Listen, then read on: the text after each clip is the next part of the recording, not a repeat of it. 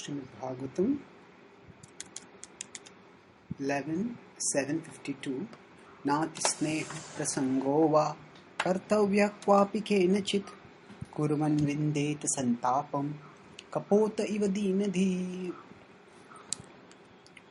Nati sneha prasango va na ati. There should not be excess sneha, affection. Prasango va, attachment. Kartavya kvapi kenachit. One should not manifest kartavya kvapi kenachit for anyone. Why? Kurvan vindet santapam. If we do this, then there will be santapa. There will be great misery. Kapota iva dinadhi. Just as happened with a kapota, a bird, the pigeon, because it was cripple-minded, dinadhi. Now, the great paradox, even the tragedy of the world, is that love is our greatest necessity. It promises to be the source of the greatest pleasure, and yet it becomes the cause of the greatest misery. So,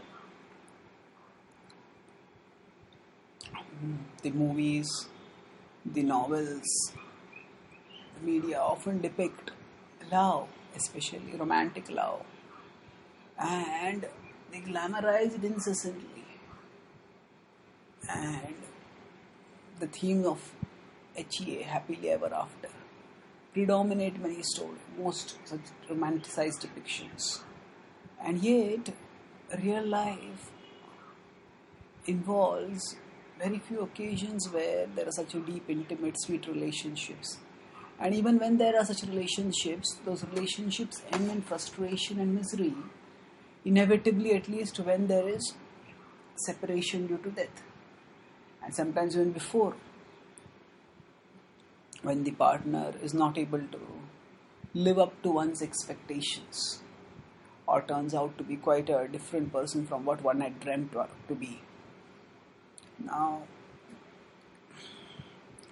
the idea that one should not be attached to one's relatives may seem to be quite world-rejecting. That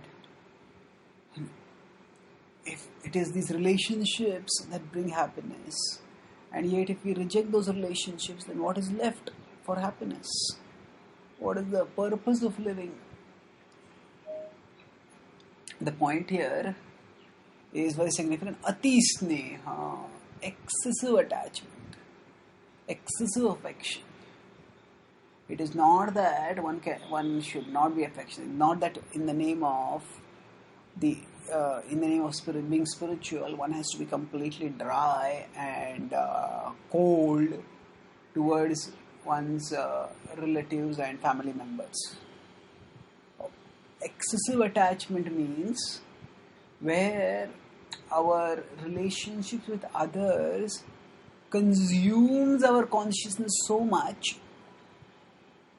that there is no room left for our connection with Krishna. And so we have a horizontal relationship with others and we have a vertical relationship with Krishna. And when our relationship with others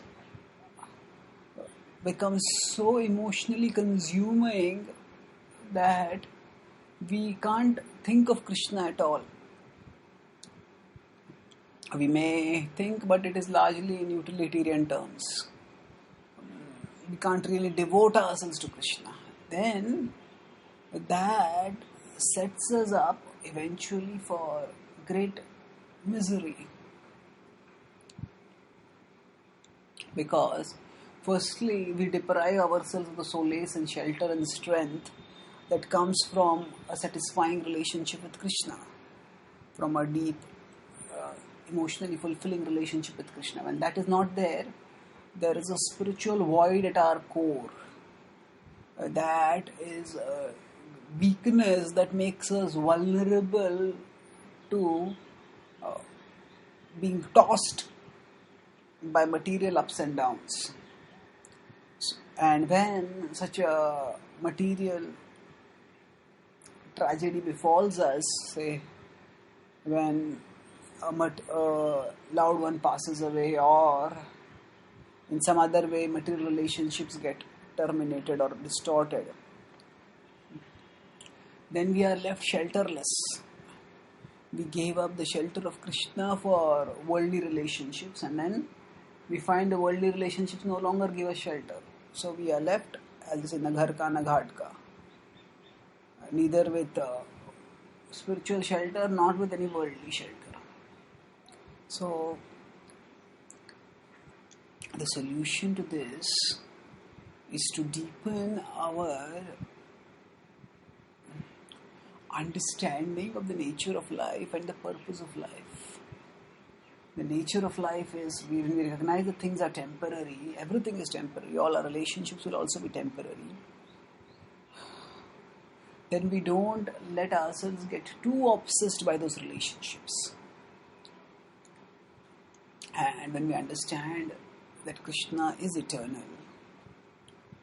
then we focus on Krishna. We focus on loving and serving Him with sincerity and alacrity.